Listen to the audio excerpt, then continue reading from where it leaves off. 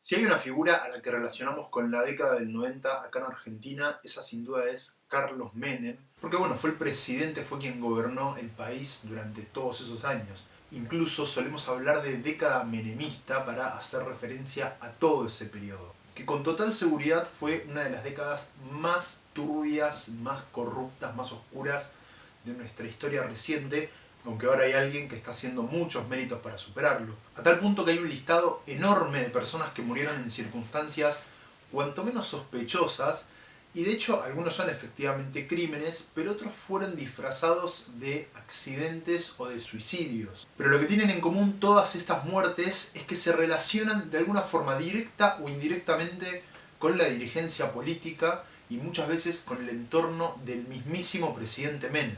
Por eso yo elegí 5 de esos casos para hacer este video. No quise usar la palabra crímenes políticos porque, como les dije, si bien algunos son efectivamente crímenes, otros casos fueron caratulados como suicidios o como accidentes y de hecho figuran así hasta el día de hoy. Por eso decidí ponerle muertes políticas. Así que estas son 5 muertes políticas durante el menemismo. El primer caso es el de Rodolfo Echegoyen, un brigadier retirado de la Fuerza Aérea que en el año 1990 era el administrador de la aduana, el cargo más importante de ese organismo. Y desde ese puesto investigaba contrabando de mercaderías, de drogas y lavado de dinero en la aduana del aeropuerto de Ezeiza y en Etcadasa, una empresa que estaba asociada a Alfredo Yabrán.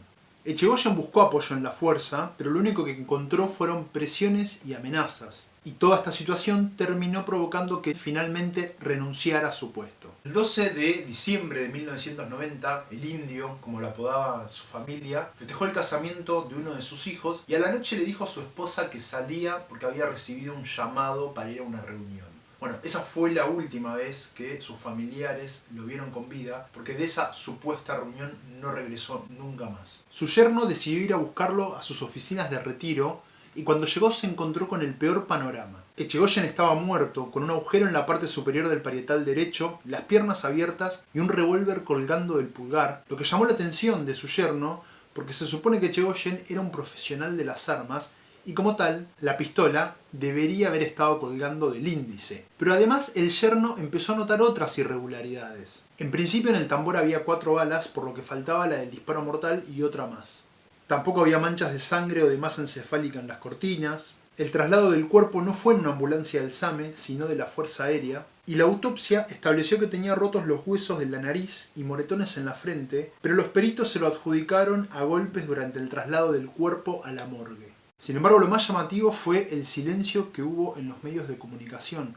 Prácticamente ninguna noticia, solo algunos recuadros en las tapas de los diarios más importantes del país. Incluso para hacer este video me costó muchísimo conseguir fotos o material audiovisual de ese caso, lo cual demuestra que fue prácticamente ignorado por la prensa. Echegoyen era considerado un traidor a la fuerza, o sea, a la Fuerza Aérea, porque se había animado a investigar en Ezeiza y había expuesto un montón de casos de corrupción de dirigentes y altos funcionarios de la Fuerza Aérea. De hecho, en el velorio no hubo coronas, no hubo ni siquiera un apoyo oficial. Los familiares mucho tiempo reclamaron que desde el gobierno no se les ofreció ningún tipo ni de ayuda ni de asistencia, lo cual no deja de ser por lo menos llamativo porque se trata de un alto funcionario. Era la persona más importante en la aduana, cargo más alto en la aduana. El caso fue caratulado como suicidio y se reabrió en 1997, pero no presentó demasiados avances. En ese entonces la familia denunció falta de voluntad política y acusó a la justicia de estar comprada. Finalmente la causa fue cerrada en el año 2000.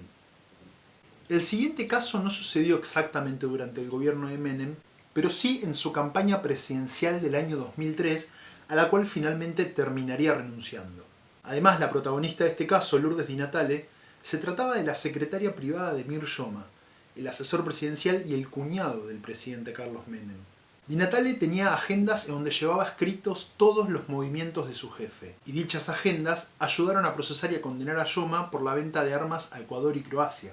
Para quienes no recuerden de qué se trató el caso de venta de armas, consistió en unos decretos secretos de Menem para vender 6.500 toneladas de armamento a Ecuador y Croacia, a través de envíos falsos a Venezuela y Panamá. Vale aclarar que Panamá ni siquiera tenía ejército por la invasión de Estados Unidos en 1989. Por un lado, Croacia estaba en su guerra de independencia y no se le podía vender armas por el embargo que le había aplicado la ONU. Y por otro lado, Ecuador mantenía un conflicto bélico con Perú, en el cual Argentina era nada más y nada menos que uno de los garantes de paz. Di Natale le entregó a la justicia 4 agendas que llevaban información desde 1988 hasta 1998, es decir, prácticamente toda la era de Menem.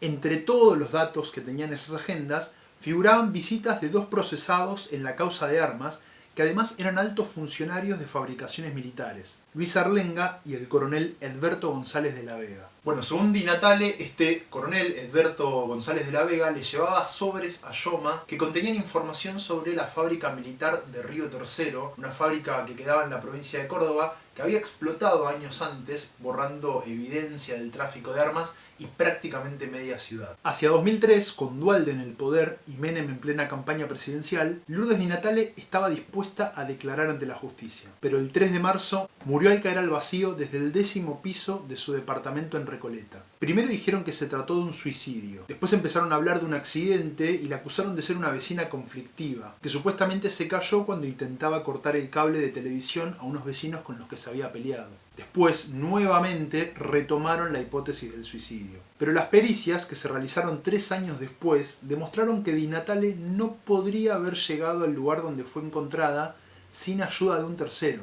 La causa permaneció caratulada como un suicidio hasta el año 2008 y en 2015 la Corte Suprema ordenó reabrir la investigación, pero hasta el momento sigue sin avances. El siguiente caso es el de Carlos Menem Jr., hijo del presidente Menem.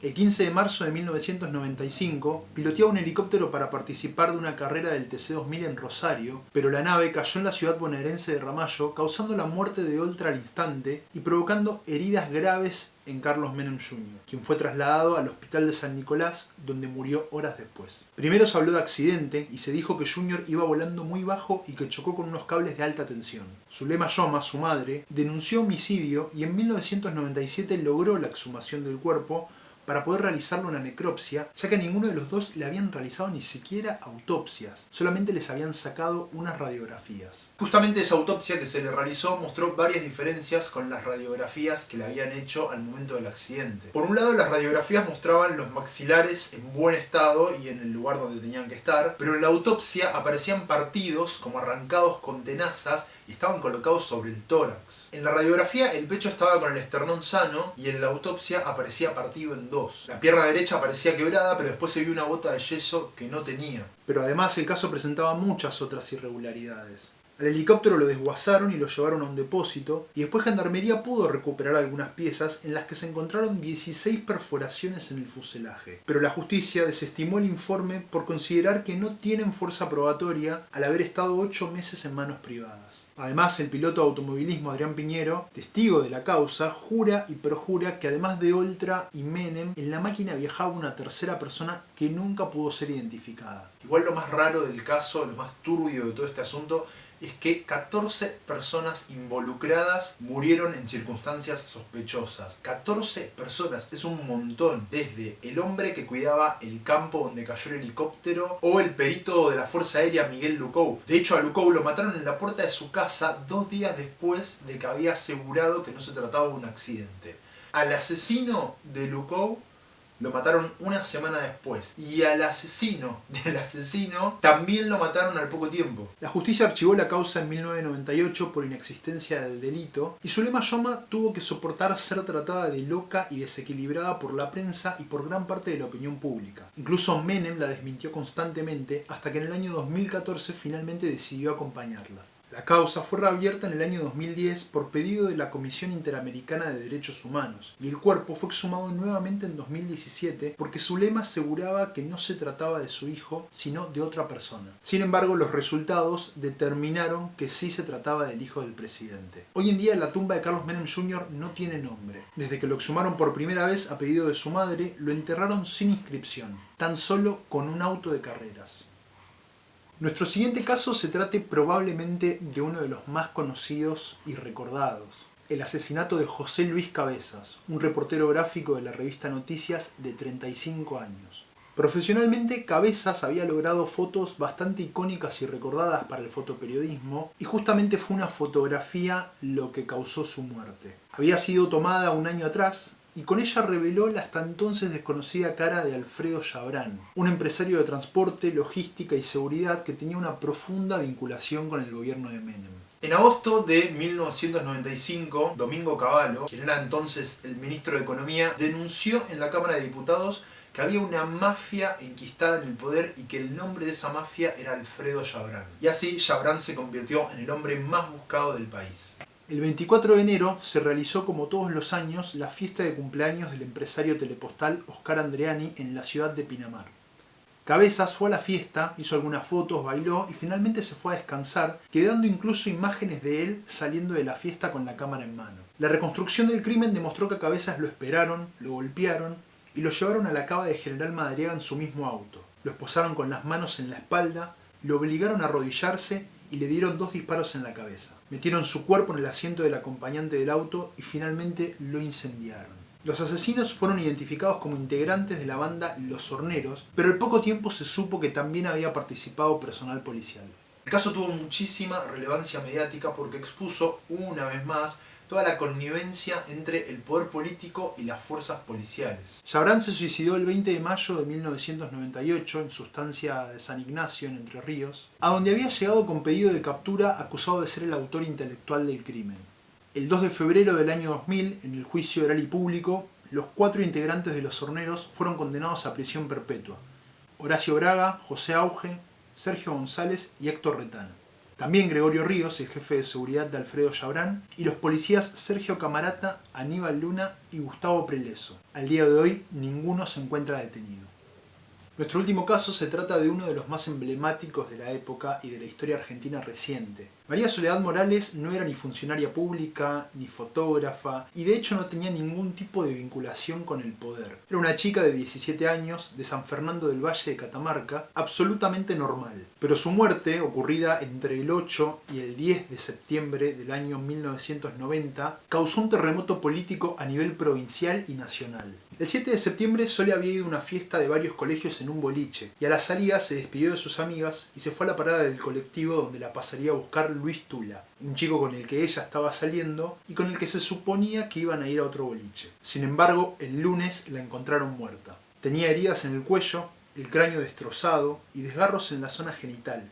Además le faltaba parte del cuero cabelludo y las pocas prendas que tenía estaban destrozadas. El primer sospechoso fue Tula, pero al poco tiempo apareció la figura de Guillermo Luque, hijo del diputado nacional Ángel Luque. Como decía uno de los artículos periodísticos que leí para hacer este video, el caso expuso la prepotencia de la impunidad del poder. De hecho, el diputado Ángel Luque llegó a decir que si realmente su hijo hubiera asesinado a María Soledad, el cadáver no hubiera aparecido nunca. Lo que le valió que sus propios compañeros lo expulsen de la Cámara. De todos modos, él también había presentado una renuncia, hubo ahí algo medio raro. La cuestión es que Luque, por sus dichos, dejó de ser diputado de la Nación. Algo que causó mucho impacto de este caso fueron las marchas del silencio, que fueron encabezadas por Ada y Elías Morales, los padres de la víctima, y por la monja Marta Peloni. De hecho, Peloni, la rectora del colegio al que asistía María Soledad, se puso al frente del reclamo. Buscó pruebas, entrevistó testigos e incluso llegó a acusar al ministro del Interior de entorpecer las investigaciones. En medio de acusaciones de encubrimiento, Menem tomó la drástica decisión de intervenir la provincia de Catamarca. Destituyó al gobernador Ramón Saadi, que pertenecía a una familia tradicional de Catamarca, y designó en su lugar a Luis Prol. Finalmente, después de tantas idas y vueltas, en 1996 se constituyó el tribunal que juzgó a Luque y a Tula por el crimen de María Soledad. A Luque como autor material del crimen y a Tula como entregador y partícipe necesario para que se lleve a cabo. El juicio televisado se convirtió prácticamente en una farsa. Hubo constantes presiones y amenazas a testigos, periodistas y jueces, e incluso en medio de las críticas y un escándalo desatado, el juez Alejandro Ortiz Iramaín, que presidía el tribunal, terminó renunciando. En 1998 se llevó a cabo el segundo juicio oral, en el que condenaron a Luque por violación seguida de muerte, agravada por el uso de estupefacientes, a 21 años de prisión. Actualmente se encuentra en libertad condicional desde el año 2010. Tula recibió una pena de 9 años como partícipe secundario del delito de violación, pero quedó en libertad en el año 2003 y hoy es abogado en la provincia de Catamarca. Bueno, hasta acá el video de 5 muertes políticas durante el menemismo. Como les dije al principio, la lista es bastante larga y se podría hacer una segunda y tercera parte de este video. De alguna forma u otra eran personas que incomodaron al poder de turno y que molestaban en este sistema de vaciamiento que el gobierno neoliberal de Carlos Menem desarrolló durante toda esa década. Pero lo más triste de todo es que estos casos quedaron realmente impunes y aunque se haya juzgado en algunas situaciones a los que cometieron el asesinato, es decir, a los autores materiales del crimen, los autores intelectuales nunca fueron juzgados y de hecho hoy ocupan importantes cargos políticos. Así que esperemos que algún día dejemos de hablar de justicia comprada o de impunidad en este bendito país. Nos vemos la próxima.